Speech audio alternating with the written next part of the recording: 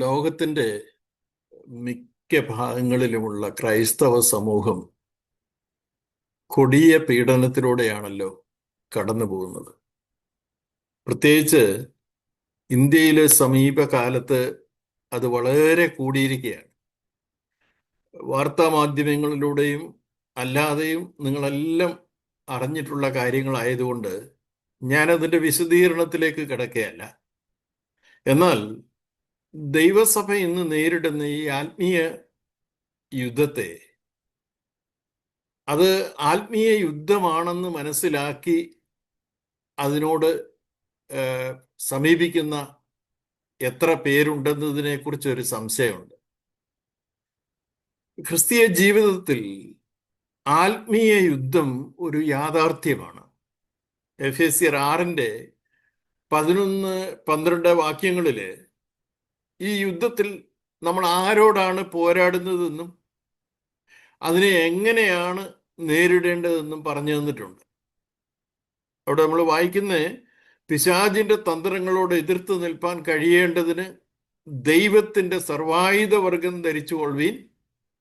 നമുക്ക് പോരാട്ടമുള്ളത് ജഡരക്തങ്ങളോടല്ല, അത് വാഴ്ചകളോടും അധികാരങ്ങളോടും ഈ അന്ധകാരത്തിൻ്റെ ലോകാധിപതികളോടും സ്വർലോകത്തിലെ ദുഷ്ടാത്മസേനയോടും അത്രേ എന്ന് വളരെ സ്പെസിഫിക് ആയിട്ട് ദൈവവചനം പറയുക. ഇവിടെ നമുക്ക് പോരാട്ടമുള്ളത് ജഡരക്തങ്ങളോടല്ല എന്ന് പറയുന്നതിൻ്റെ അർത്ഥം ഒരു ശാരീരിക ശത്രുവിനെ അല്ല, മറിച്ച് ഒരു ആത്മീയ ശത്രുവിനെയാണ് നമ്മൾ നേരിടുന്നതെന്ന. അദൃശ്യനായ ഒരു ശത്രുവിനെതിരെ അമാനുഷികമായ ആയുധങ്ങൾ ഉപയോഗിച്ച് പോരാടുന്ന ഒരു ആത്മീയ തന്ത്രമാണ് ക്രിസ്തീയ യുദ്ധം.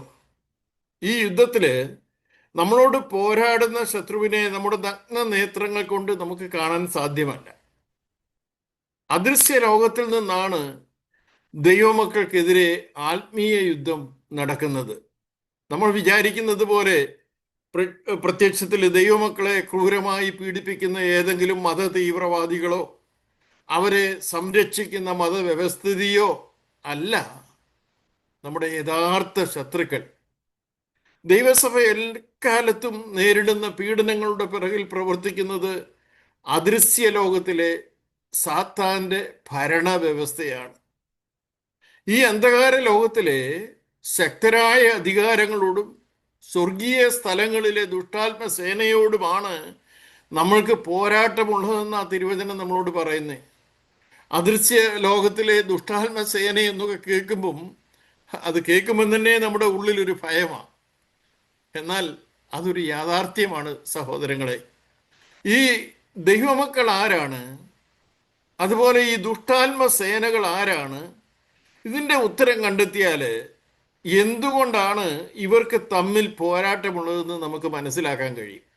ഒന്നാമത് ദൈവമക്കളെ തന്നെ എടുക്കാം. ആരാണ് ദൈവമക്കൾ? ഞാൻ സംസാരിച്ച് എന്നെ കേട്ടുകൊണ്ടിരിക്കുന്നവരിൽ മിക്കവരും ദൈവമക്കളാണല്ലോ. ആ ചോദ്യത്തിൽ തന്നെ അതിൻ്റെ ഉത്തരമുണ്ട്. അവർ ദൈവത്തിൻ്റെ മക്കളാണ്. എന്നാൽ കുറച്ചുകൂടി ആഴമായി പഠിച്ചാൽ അവർ ഈ ലോകത്തിൽ ജീവിക്കുന്നവരാണെങ്കിലും ഈ ലോകക്കാരല്ല എന്ന് മനസ്സിലാക്കാൻ കഴിയും. അവർ ഏലിയൻസ് ആണ്, ദൈവരാജ്യത്തിൻ്റെ മക്കളാണവർ. ഇതാണ് അവരെ അദൃശ്യ ലോകത്തിൻ്റെ ഭാഗമാക്കുന്നത്. ഇപ്പൊ ദൈവരാജ്യത്തിൻ്റെ മക്കളായപ്പോൾ നമ്മൾ അദൃശ്യ ലോകത്തിലേക്ക് പ്രവേശിക്കുക. ഈ ലോകത്തിലായിരിക്കുമ്പോൾ തന്നെ ദൈവമക്കൾ ദൈവരാജ്യത്തിലാണ് ജീവിക്കുന്നത്. അത് ഈ ലോകക്കാർക്ക് മനസ്സിലാക്കാൻ പ്രയാസമാണെങ്കിലും അദൃശ്യ ലോകത്തിലെ ദുഷ്ടാത്മസേനകൾക്ക് നന്നായിട്ട് അറിയാം. യേശു കർത്താവിൻ്റെ വിചാരണ വേളയിൽ പീലാത്തോസിനോട് തൻ്റെ രാജ്യം ഐഹികമല്ലെന്ന് പറഞ്ഞത് നിങ്ങൾ ഓർക്കുന്നുണ്ടല്ലോ. യോഹന്നാൻ 18:36 അത് രേഖപ്പെടുത്തിയിട്ടുണ്ട്. യേശുവിൻ്റെ രാജ്യം ഐഹികമായിരുന്നുവെങ്കിൽ തൻ്റെ പടയാളികൾ തന്നെ അറസ്റ്റ് ചെയ്യാൻ വന്നപ്പോൾ അവരോട് പോരാടുമായിരുന്നു എന്നുകൂടെ യേശു പറയുന്നുണ്ട്. അപ്പോൾ ദൈവമക്കളുടെ യുദ്ധം ജഡരക്തങ്ങളുമായിട്ടല്ല എന്നതിന് വളരെ വ്യക്തമായ തെളിവാണ് യേശുവിൻ്റെ ഈ വാക്കുകളിൽ കൂടെ നമ്മൾ വായിച്ചെടുക്കുന്നത്. ദൈവരാജ്യത്തിലെ പൗരന്മാർ എന്നതിനാൽ നമ്മളിവിടെ അന്യരും പരദേശികളുമാണ്. അതാ രണ്ടാമത് ദൈവമക്കളെ കുറിച്ച് നമ്മൾ മനസ്സിലാക്കിയിരിക്കേണ്ടത്. പഴയ നിയമ പിതാക്കന്മാർ തുടങ്ങി ഈ ഏറ്റുപറച്ചിലോട് കൂടിയിട്ടാണ് അവരവരുടെ പരദേശ പ്രയാണം കഴിച്ചുകൊണ്ടിരുന്നത്. ലേവ്യ പുസ്തകത്തില് ഈ പരദേശിയുടെ അവകാശത്തെക്കുറിച്ച് പറയുന്നത് പരദേശികളായ ദൈവമക്കൾ കാലാപെറുക്കി കഴിയേണ്ടവരാണെന്നാണ്. ഇതിനർത്ഥം ഈ ലോകത്തിൻ്റെ ധനസമൃദ്ധിയെല്ലാം, ഞാൻ ധനം മാത്രം പറഞ്ഞെങ്കിൽ അതിൻ്റെ സുഖ സൗകര്യങ്ങളും എല്ലാം, സെക്യൂരിറ്റിയും സംരക്ഷണവും എല്ലാം സ്വദേശിക്കുള്ളതാണ്. ബോവസിന്റെ വയലിലെത്തിയ രൂത്തിന്റെ ചരിത്രം ഈ കാര്യം നമ്മളെ ഓർമ്മിപ്പിക്കുന്നുണ്ട്. ഈ ലോകർ അഥവാ സ്വദേശികൾ അനുഭവിക്കുന്ന പല പ്രിവിലേജസും നമ്മൾക്ക് ലഭിക്കാത്തത് നമ്മൾ ആയതുകൊണ്ടാണെന്ന് നമ്മൾ മനസ്സിലാക്കണം. ആ തിരിച്ചറിവ് നമ്മൾക്കുണ്ടായാൽ നമ്മുടെ പല കംപ്ലൈൻസും ആവലാതികളും ഇല്ലാതെയാകും. അതേപോലെ മറ്റൊരു പദവിയാണ് ദൈവമക്കൾക്ക് നൽകിയിരിക്കുന്നത്. ക്രിസ്തുവിന്റെ സ്ഥാനാപതികളാണ് അവര്. 2 കൊരിന്ത്യർ 5:20 അത് പറയുന്നത്. നമുക്കറിയാം, അംബാസഡേഴ്സ് അല്ലെ സ്ഥാനാപതികൾ തങ്ങളുടെ രാജ്യത്തിന് വേണ്ടി മറ്റൊരു രാജ്യത്തിൽ സേവനമനുഷ്ഠിക്കുന്നവരാ. ഇവിടെ ദൈവമക്കൾ സാത്താന്യ രാജ്യത്തിലുള്ളവരോട് ദൈവത്തോട് നിരന്നുകൊള്ളുവീൻ എന്ന് പറയുവാൻ ക്രിസ്തുവിന് പകരം ക്രിസ്തുവിന് വേണ്ടി നിയോഗിക്കപ്പെട്ട ദൈവത്തിന്റെ സ്ഥാനാപതികളാണ്. ഏതെങ്കിലും ഒരു ഐഹിക രാജ്യത്തിലുള്ളവരെ തങ്ങളുടെ രാജ്യത്തിന്റെ തലവനുമായി നിരപ്പിക്കുന്ന കാര്യമല്ല ഇവിടെ പറഞ്ഞിരിക്കുന്നതെന്ന് ഒന്നുകൂടി ഞാൻ എടുത്തു പറയട്ടെ. സാത്താനെ ഈ ലോകത്തിന്റെ ദൈവമെന്നും സർവ്വലോകവും ഈ ദുഷ്ടന്റെ അധീനതയിൽ കിടക്കുന്നുവെന്നും ബൈബിൾ പറയുന്നുണ്ട്. ചുരുക്കത്തില് ദൈവമക്കൾ ക്രിസ്തുവിന്റെ സ്ഥാനാപതികളായിരിക്കുന്നത് സാത്താന്റെ രാജ്യത്തിലാണ്. ഇപ്പൊ ദൈവരാജ്യത്തിലുള്ളവർ സാത്താന്റെ രാജ്യത്തിൽ ദൈവരാജ്യത്തിന്റെ സ്ഥാനപതികളായി ദൈവത്തോട് നിരന്നുകൊള്ളുവീൻ എന്ന് പറയുമ്പോൾ തീർച്ചയായും സാത്താൻ അത് സഹിക്കാൻ കഴിയുന്ന കാര്യമല്ലല്ലോ. വിദേശ രാജ്യത്തെ സ്ഥാനാപതി അയാൾ വന്നു പാർക്കുന്ന രാജ്യത്തിലെ പൗരന്മാരെ തൻ്റെ രാജ്യത്തിന് വേണ്ടി പ്രവർത്തിക്കാൻ വശീകരിക്കുന്ന പോലെയാണ് അത് കേട്ടാൽ ഉടനെ അയാളെ അവിടെ നിന്ന് പുറത്താക്കുമല്ലേ. ആ രാജ്യങ്ങൾ തമ്മിൽ വലിയ സംഘർഷം ഉണ്ടാകാനും അത് മതി. സാത്താന്യ രാജ്യവും ദൈവരാജ്യവും തമ്മിലുള്ള പോരാട്ടത്തിന്റെ കാരണം ഇതാണ്. ദൈവരാജ്യത്തിന്റെ സ്ഥാനാപതികൾ സാത്താന്യ രാജ്യത്തെ ആളുകളെ തങ്ങളുടെ ദൈവവുമായി നിരന്നുകൊള്ളുവാൻ പ്രേരിപ്പിക്കുന്നതിലൂടെ സാത്താന്റെ രാജ്യത്തിന്റെ ശത്രുക്കളായിട്ട് അവർ മാറുകയാണ്. ദൈവസഭയും ദൈവമക്കളും ലോകത്തിൽ നേരിട്ടുകൊണ്ടിരിക്കുന്ന പീഡനത്തിന്റെ കാരണം ഇതാണ് സഹോദരങ്ങളെ. സാത്താന്റെ ശക്തികളും അവന്റെ സേനകളുമാണ് നമ്മളോട് യുദ്ധം ചെയ്യുന്നത്. അതുകൊണ്ടാണ് നമ്മൾ ഒരു ആത്മീയ യുദ്ധത്തെയാണ് നേരിടുന്നതെന്ന് ഞാൻ തുടക്കത്തിൽ പറഞ്ഞത്. ഇനി നമുക്ക് ആരാണ് ഈ ദുഷ്ടാത്മസേനകളെന്ന് നോക്കാം. നമ്മളവിടെ വായിച്ചത് അതാണല്ലോ. സാത്താനാണ് ദൈവമക്കളുടെ പ്രധാന എതിരാളി എന്ന് നമ്മൾ ഓൾറെഡി കണ്ടു കഴിഞ്ഞതാണ്. എന്നാൽ സാത്താൻ ദൈവത്തെ പോലെ സർവ്വവ്യാപിയോ സർവജ്ഞാനിയോ സർവശക്തനോ ഒന്നുമല്ല. അവൻ ഒരിക്കലും ഒന്നിലധികം സ്ഥലത്ത് ഒരേ സമയത്തായിരിക്കാൻ കഴിയുകയില്ല. അതുകൊണ്ടാണ് സാത്താൻ അവന്റെ ജോലി ചെയ്യേണ്ടതിനായിട്ട് അസംഖ്യം ദുഷ്ടാത്മസേനകളെ, ഇംഗ്ലീഷില് ഡീമൻസ് എന്ന് പറയും. ഞാൻ ഇനി കൂടുതലും അതൊന്നും നിങ്ങൾക്ക് പെട്ടെന്ന് പറഞ്ഞു പോകാൻ വേണ്ടി ഡീമൻസ് എന്ന ടേം ഞാൻ അങ്ങ് ഉപയോഗിക്കുക. അവര് യഥാർത്ഥ ശക്തികളാണെന്ന് നമ്മൾ മനസ്സിലാക്കണം. എഫെസ്യർ 6:11-12 വാക്യങ്ങൾ ഞാൻ റെഫർ ചെയ്തിരുന്നല്ലോ. സാത്താനും അവന്റെ ഏജന്റുകളുമായ ഡീമൻസുമായുള്ള പോരാട്ടത്തെക്കുറിച്ചാണ് അവിടെ പറയുന്നത്. സാത്താൻ ഈ ഓപ്പറേഷന്റെ തലച്ചോറാണെങ്കിലും ഈ ഡീമൻസ് ആണ് അത് നടപ്പിലാക്കുന്നത്. പഴയ നിയമത്തില് ഈ ഡീമൻസിനെ കുറിച്ച് വളരെ കുറച്ച് വിവരണമേ ഉള്ളൂ. അത് തന്നെ മറ്റു പല പേരുകളിലുമാണ് അറിയപ്പെടുന്നത്. ആവർത്തനം 32:17 പറയുന്നത് അവർ ദുർഭൂതങ്ങൾക്ക്, ദൈവമല്ലാത്തവയ്ക്ക് തങ്ങൾ അറിയാത്ത ദേവന്മാർക്ക് ബലി കഴിച്ചുവെന്ന അവരെന്നൊക്കെ പറയുന്ന ഈ ഇസ്രായേൽ മക്കളെ കുറിച്ചാണ് ഓർക്കണം. അവരുടെ പിതാക്കന്മാർ അവയെ ഭജിച്ചിട്ടില്ല. അവ നൂതനമായി ഉത്ഭവിച്ച നവീന മൂർത്തികളത്രേ എന്നവിടെ പറയുന്നു. ഇസ്രായേൽ മക്കൾ അശേരാ പ്രതിഷ്ഠകളെയും ബാലിനെയും അമാലേക്കിനെയും ഒക്കെ ആരാധിക്കാൻ തുടങ്ങിയപ്പോൾ അവർ വിചാരിച്ചത് ദൈവത്തിന് പകരം മറ്റൊരു ദൈവത്തെ അവർ ആരാധിക്കുന്നതെന്നാണ്. ആ വ്യാജ ദൈവങ്ങൾക്ക് പുറകിൽ ഡീമൻസ് ആയിരുന്നുവെന്ന് അവർക്കറിയത്തില്ലായിരുന്നു. പുറപ്പാട് 32 നമ്മളൊരു സംഭവം കേൾക്കുന്നുണ്ടല്ലോ. മോശെ പർവ്വതത്തിൽ നിന്ന് ഇറങ്ങി വരാൻ താമസിച്ചപ്പോൾ അവരുടെ മുമ്പിൽ നടക്കാൻ ഒരു ദൈവത്തെ ഉണ്ടാക്കി കൊടുക്കാൻ പറഞ്ഞപ്പം ആ കാളക്കുട്ടിയെ വാർത്തുണ്ടാക്കി കിട്ടിയപ്പോൾ അവർ പറഞ്ഞത്, ഇസ്രായേലേ, ഇത് നിന്നെ മിസ്രൈമിൽ നിന്ന് കൊണ്ടുവന്ന നിന്റെ ദൈവമാകുന്നുവെന്ന. ആ കാളക്കുട്ടിയുടെ മുമ്പിൽ അവർക്ക് യഹോവയ്ക്കെന്നും പറഞ്ഞ് ഉത്സവം ആഘോഷിക്കുക. പിശാചിന്റെ ആ വഞ്ചനയിൽ അകപ്പെട്ട ഏകദേശം 3000 ഇസ്രായേലരാണെന്ന് കൊല്ലപ്പെട്ടതെന്ന് നമ്മൾ പറയുന്നു. ഈ ഡീമൻസിനെ കുറിച്ച് നമ്മൾ പഠിക്കുമ്പോൾ അവർ വളരെ ഓർത്തഡോക്സ് വിശ്വാസികളാണ്. ദൈവശാസ്ത്രത്തില് വളരെ യാഥാസ്ഥിതികരാണ് അവരെന്ന് നമുക്ക് കാണുവാൻ സാധിക്കും. നമുക്കറിയാമല്ലോ, യഹൂദ മതവിശ്വാസത്തിന്റെ അടിസ്ഥാനം എന്ന് പറയുന്നത് ഏകദൈവ വിശ്വാസമാണ്. ആവർത്തനം 6:4 പറയുന്നത് പോലെ യഹോവ ഏകൻ തന്നെ എന്ന് വിശ്വസിക്കുന്നവരാണ് ഈ പിശാചുക്കളും. യാക്കോബ് 2:19 അത് പറയുന്നുണ്ട്. പിശാചുക്കളും അത് വിശ്വസിക്കുകയും വിറയ്ക്കുകയും ചെയ്യുന്നുവെന്നാണ് അവിടെ പറയുന്നത്. യേശുവിനെയും അപ്പോസ്തലന്മാരെയും ഒക്കെ ഈ ഭൂതബാധിതർക്ക് പുതിയ നിയമത്തിൽ നമ്മൾ വായിക്കുന്നുണ്ട്. അവരെ നേരിട്ടപ്പോൾ ഇവർക്കെല്ലാം ഇവരെ തിരിച്ചറിയാമായിരുന്നു. യേശുവിനെ കുറിച്ചും അവർക്കറിയാം, ദൈവമക്കളെ കുറിച്ചും നല്ല അറിവുള്ളവരാ ഡീമൻസ്. അപ്പോസ്തല പ്രവൃത്തി 16 വെളിച്ചപ്പാടത്തിയായി ലക്ഷണം പറഞ്ഞ് യജമാനന്മാർക്ക് വളരെ ലാഭം ഉണ്ടായിക്കൊണ്ട് നടക്കുന്ന ഒരു ബാല്യക്കാര്യത്തെ കുറിച്ച് നമ്മൾ വായിക്കുന്നുണ്ട്. അവള് അപ്പോസ്തലന്മാരെ കുറിച്ച് വിളിച്ചു പറഞ്ഞത്, ഈ മനുഷ്യർ അത്യുന്നതനായ ദൈവത്തിന്റെ ദാസന്മാർ, രക്ഷാമാർഗം നിങ്ങളോട് അറിയിക്കുന്നവർ എന്നായിരുന്നു. നോക്കണേ, അവരാരാന്നും അവരെന്താ പറയുന്നെന്നും ഒക്കെ ഈ മന്ത്രവാദിനിയായ ലക്ഷണം പറഞ്ഞ് നടക്കുന്ന ഈ സഹോദരിക്ക് അറിയാമായിരുന്നു. അവൾ പറഞ്ഞതെല്ലാം ശരിയായിരുന്നുവെങ്കിലും അത് വെളിപ്പെടുത്തിയത് പക്ഷേ ദുരാത്മാവായിരുന്നു എന്ന് നമുക്ക് മനസ്സിലാകും.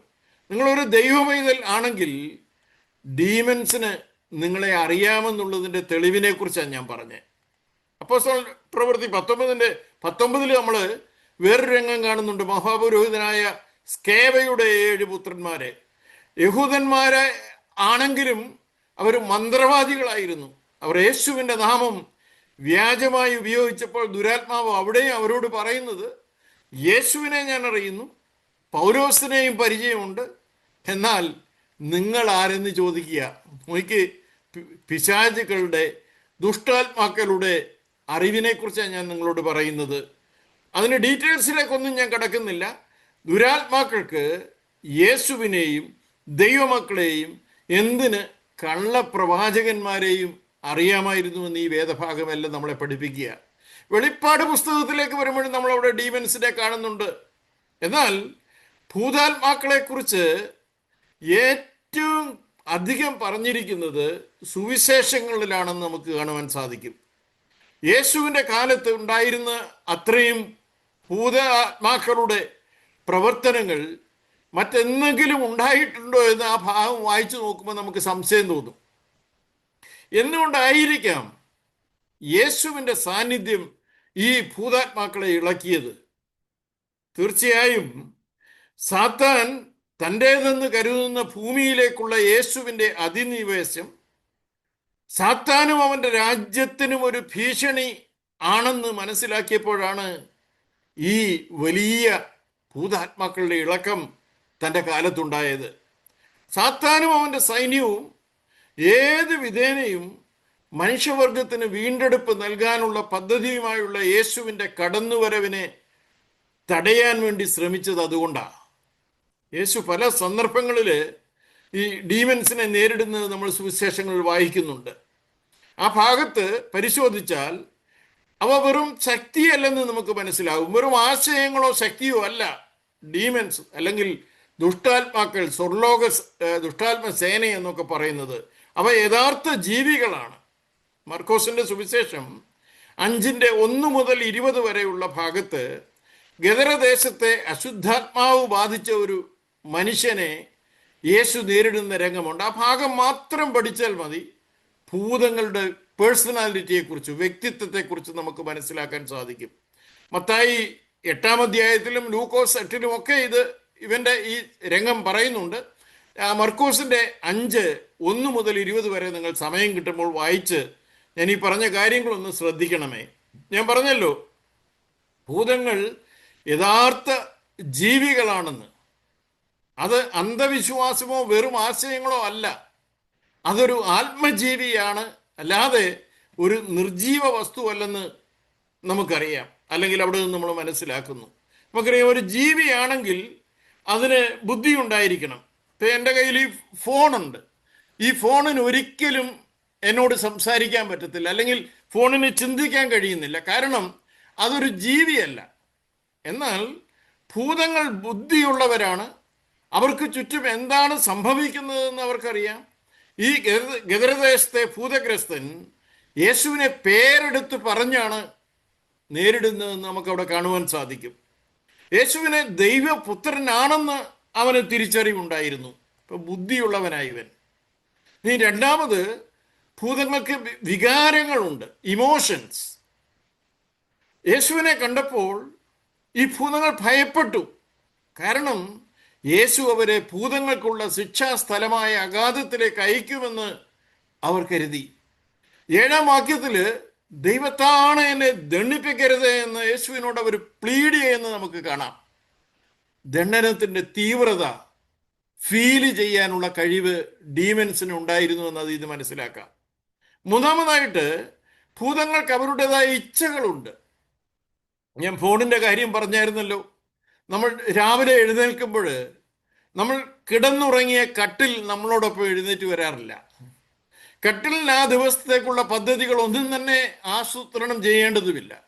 കാരണം അതൊരു നിർജീവ വസ്തുവാണ്.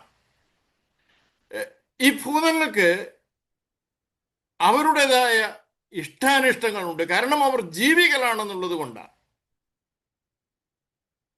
അവിടെ യേശു കർത്താവിനോട് പറയുന്നത് ആ നാട് വിട്ടു പോകുവാൻ അവരെ അനുവദിക്കരുതേ എന്നാണ്. അപ്പൊ നാട് വിട്ടു പോകാൻ അവർ ഇഷ്ടപ്പെടുന്നില്ല.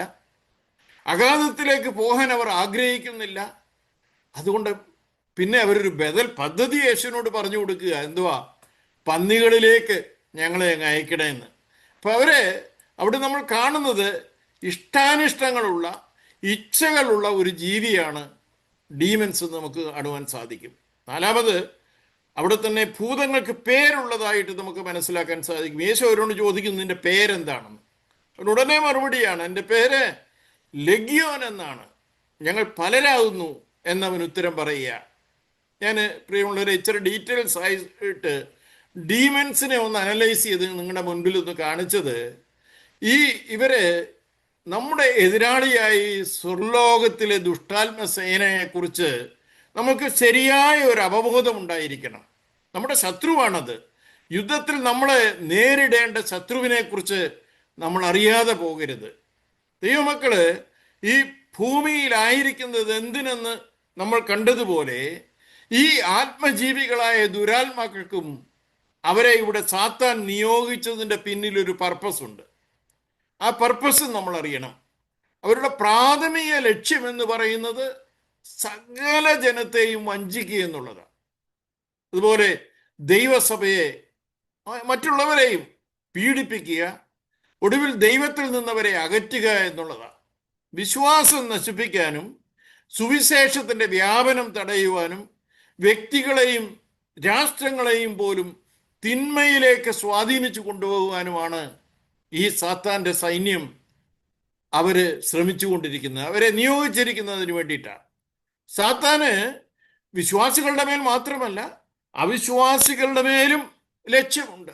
അവർ ഒരിക്കലും യേശുവിൽ വിശ്വസിക്കാൻ കഴിയാത്ത വിധം അവരെ അന്ധരാക്കി പാപത്തിൽ പിറന്ന സകല മനുഷ്യവർഗത്തെയും അവന്റെ അടിമത്തത്തിൽ നിലനിർത്താൻ ആഗ്രഹിക്കുന്നു. 2 കൊരിന്ത്യർ 4:4 പറയുന്നത് പോലെ ദൈവപ്രതിമയായ ക്രിസ്തുവിന്റെ തേജസ്സുള്ള സുവിശേഷത്തിന്റെ പ്രകാശനം ശോഭിക്കാതിരിപ്പാൻ ഈ ലോകത്തിന്റെ ദൈവം അവിശ്വാസികളുടെ കണ്ണ് കുരുടാക്കിയിരിക്കുക. അവരുടെ മനസ്സും കണ്ണുമൊക്കെ കുരുടാകപ്പെട്ടിരിക്കുക. ആ ലക്ഷ്യം നിറവേറ്റാൻ അവൻ ഉപയോഗിക്കുന്ന പ്രാഥമിക മാർഗം എന്ന് പറയുന്നത് ദൈവം ഇല്ല എന്ന് പറഞ്ഞുകൊണ്ടല്ല, വ്യാജമതത്തിലൂടെയാണ്. ഏതെല്ലാം പേരുകളിൽ അത് അറിയപ്പെട്ടാലും അതെല്ലാം സത്യത്തിൽ നിന്ന് അകലെയാണെന്ന് തിരുവചനം നമ്മളെ പഠിപ്പിക്കുന്നു. ഗലാത്യർ 1:8 പൗലോസ് പറയുന്നത്, എന്നാൽ ഞങ്ങൾ നിങ്ങളോട് അറിയിച്ചതിന് വിപരീതമായി ഞങ്ങളാകട്ടെ സ്വർഗത്തിൽ നിന്നൊരു ദൂതനാകട്ടെ നിങ്ങളോട് സുവിശേഷം അറിയിച്ചാൽ അവൻ ശപിക്കപ്പെട്ടവനെന്നാണ്. ദൈവത്തിന്റെ കൃപയാൽ മാത്രമേ രക്ഷയുള്ളൂവെന്ന് പൗലോസ് അവിടെ നമ്മളോട് പറയുന്നു.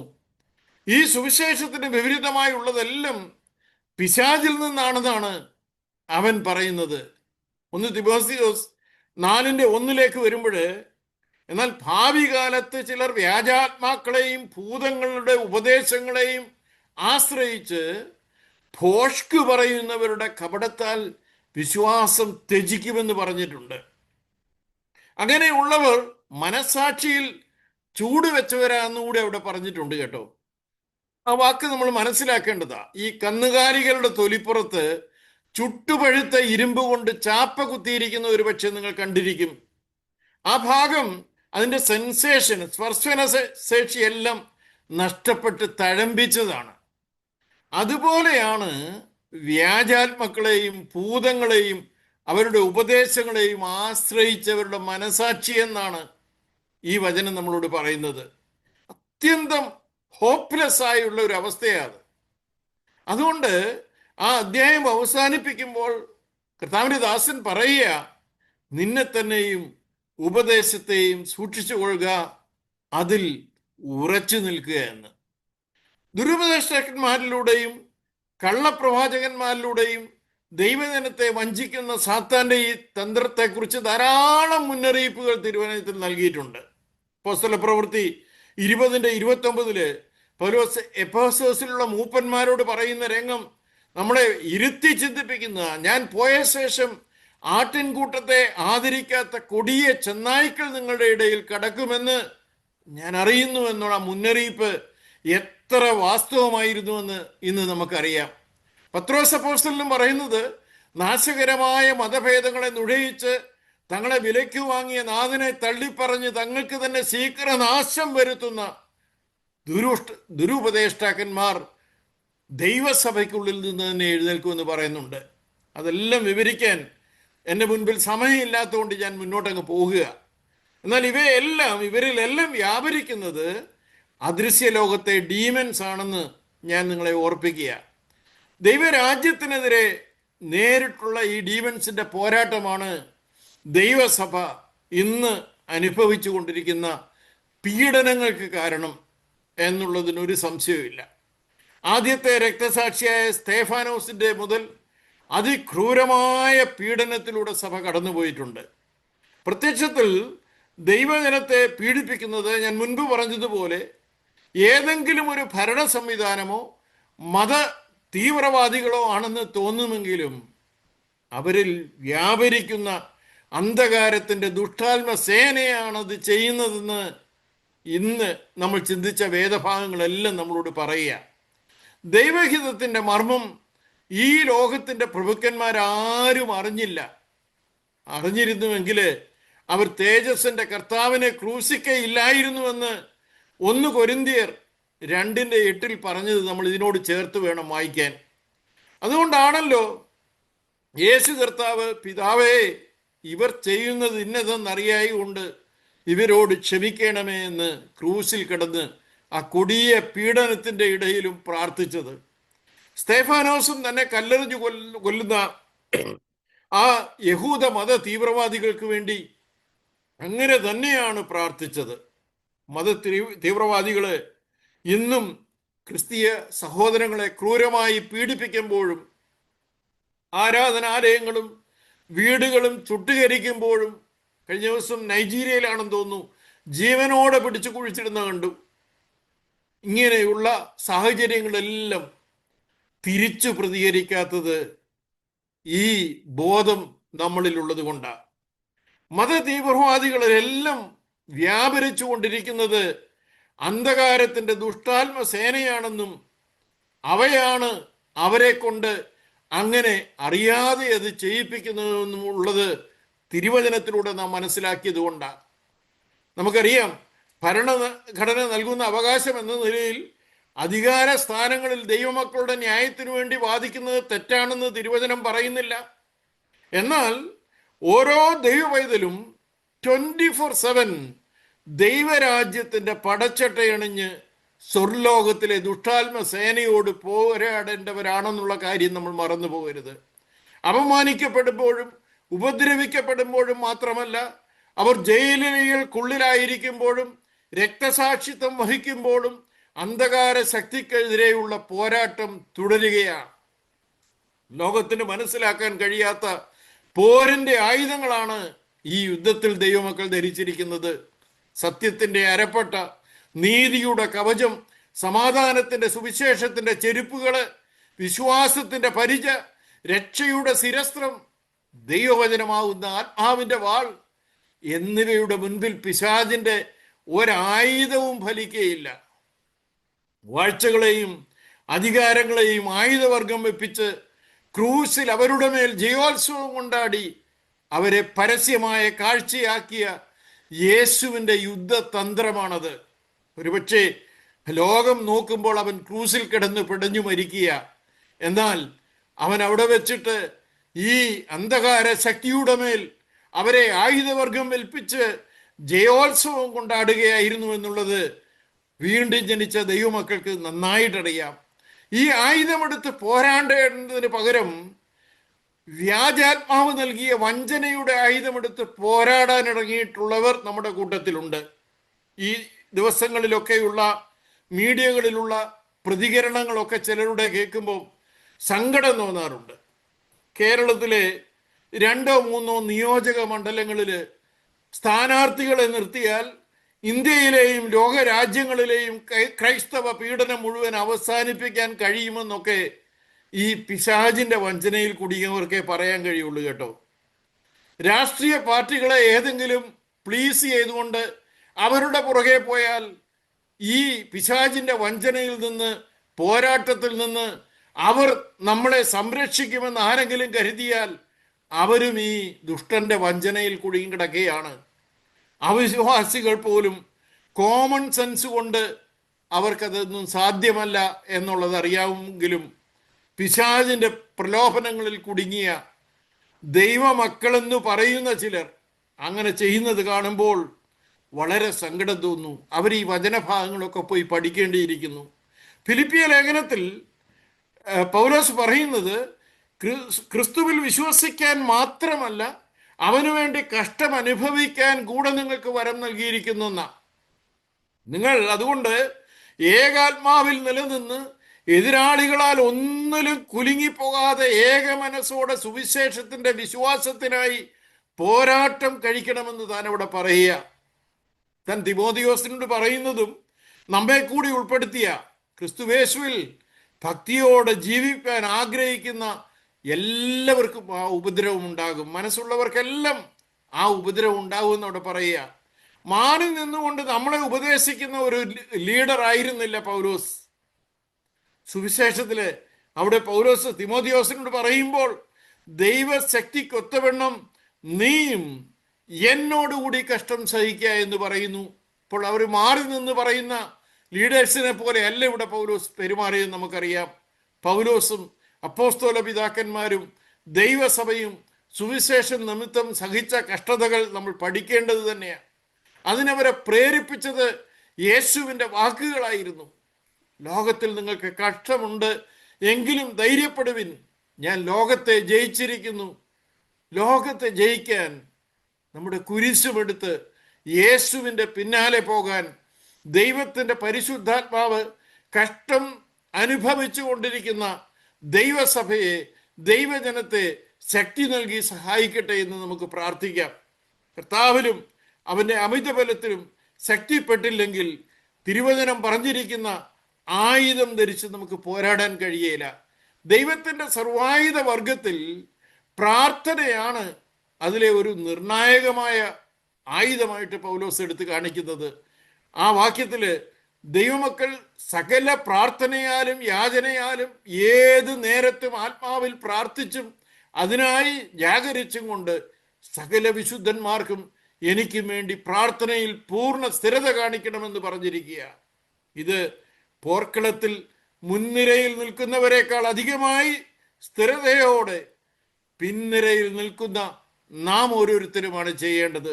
യേശുവിൻ്റെ അവസാന നിമിഷങ്ങളിൽ കർത്താവിനോടൊപ്പം പ്രാർത്ഥിക്കാൻ കഴിയാതെ ഉറങ്ങിപ്പോയ ശിഷ്യന്മാരെ പോലെ ദൈവസഭ ഇത്ര ഭയങ്കര പീഡനത്തിൽ കൂടി കടന്നു പോകുമ്പോൾ നമ്മുടെ സുഖങ്ങളുടെ പുതപ്പിന് ഉള്ളിൽ കിടന്നുറങ്ങാൻ നമ്മൾക്ക് ആർക്കും ഇടയാകരുതേ. നമുക്ക് ഉണരാം സഹോദരങ്ങളെ. പ്രാർത്ഥനയുടെ ആയുധവുമായി നമ്മൾക്കും ഈ യുദ്ധത്തിൽ പങ്കാളികളാകാം. നമ്മുടെ പ്രിയപ്പെട്ട സഹോദരങ്ങൾ ലോകത്തിൻ്റെ വിവിധ ഭാഗങ്ങളിലായി അതിക്രൂരമായി പീഡിപ്പിക്കപ്പെടുമ്പോൾ അവരുടെ വിശ്വാസത്തിൽ ധൈര്യത്തോടെ നിന്ന് സുവിശേഷം ധൈര്യത്തോടെ പ്രഘോഷിക്കുവാൻ അവർക്കെല്ലാം ദൈവകൃപ ലഭിക്കേണ്ടതിന്, പരിശുദ്ധാത്മാവിൻ്റെ ശക്തി ലഭിക്കേണ്ടതിന് നമുക്ക് അവർക്ക് വേണ്ടി മുഴങ്കാലിൽ നിന്ന് സ്വർഗത്തിലേക്ക് നമ്മുടെ കണ്ണുകൾ ഉയർത്തി പ്രാർത്ഥിക്കാം. നമ്മുടെ കർത്താവ് ഈ ഭൂമിയിൽ അവിടുത്തെ രാജ്യം സ്ഥാപിക്കുന്നത് വരെ ഈ യുദ്ധത്തിൽ സ്ഥിരതയോടെ നിൽക്കാൻ ദൈവമായ കർത്താവ് നാം ഏവരെയും സഹായിക്കട്ടെ എന്ന പ്രാർത്ഥനയോടെ ഞാൻ ഈ ചിന്തകൾ ഇവിടെ അവസാനിപ്പിക്കുന്നു. ദൈവം നമ്മെ ഏവരെയും സഹായിക്കട്ടെ.